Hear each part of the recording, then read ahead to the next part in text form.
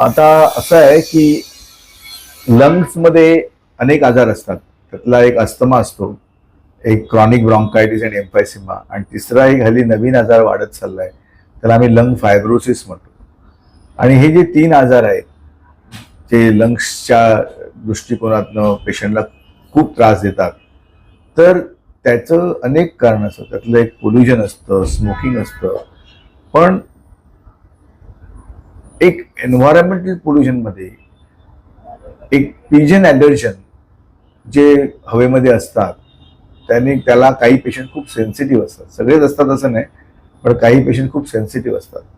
मग त्याच्यामुळे पेशंटला त्रास असतो. आता त्यांच्यावरचा जो स्पेशल त्रास असतो ते का महत्वाचं आहे, कारण पिजन्सचा एक्सपोजर आपण सगळा काही कमी करू शकत नाही, पण काही प्रमाणात ज्या जास्त ठिकाणी जेव्हा पिजन्स जमा होतात आणि जेव्हा त्याच्यामुळे जी धूळ होते, ती धूळ नुसत्या त्या ठिकाणी राहत नाही, त्या फिडिंग करणाऱ्यांपुरती राहत नाही, तर ते आजूबाजूच्या लोकांना, जाण्या येणाऱ्या माणसांना पण त्रास देते.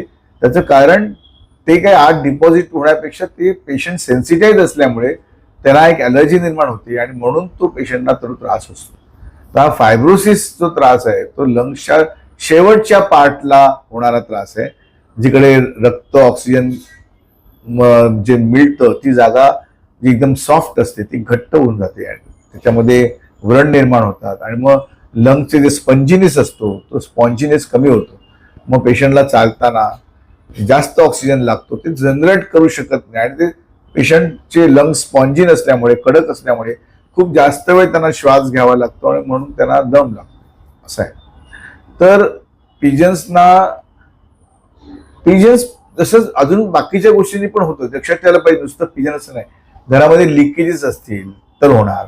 खूप एका ठिकाणी जसं डर्टी जमा झालं असेल, म्हणजे आता फॉर एक्झाम्पल खूप कचरा जमा झालाय, वेट कचरा किंवा तुमच्या भाजीपाल्याचा कचरा आहे, तर त्याच्यामध्ये पण तो फंगस होऊ शकतो. धान्य खूप ठिकाणी असतं, धान्यामध्ये असतं, खतांमध्ये असतं, म्हणून शेतकऱ्यांना हा खूप जास्त त्रास होत असतो.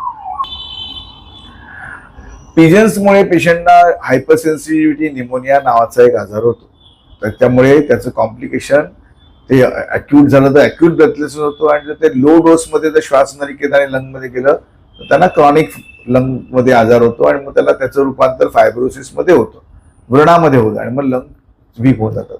तसंच पिजन्सच्या शीट्समध्ये जे द्रव्य असतात ते काही ॲसिडिक असतात खूप, त्यामुळे जे त्याचं जर आजूबाजूला गेलं तर त्यांना सर्दी होणं आणि अस्थमा होणं हे पण आजार होऊ शकतात. त्याबद्दल काय सांगा? तो एक खूप ठिकाणी पिजन्स एकत्र येणं हे बरोबर नाही आहे, आणि पिजन्समुळे होणारे त्याच्या टेस्टिंगमध्ये पण दिसून येतं की ते आजार असू शकतात, सिटी स्कॅनमध्ये दिसून येतो, आणि हे सगळं कन्सेन्सिस आहे सगळ्या डॉक्टरांचे मिळून ते झालेलं एक मत आहे. आता तुम्ही हा पिजनमुळे त्रास होतो म्हणून काही प्रत्येक गोष्ट पिजनमुळे आहे आपण प्रूव्ह करणं डिफिकल्ट होऊन जातं, पण pigeon is responsible for that, आणि म्हणून हे पिजन हटवणं महत्वाचं आहे.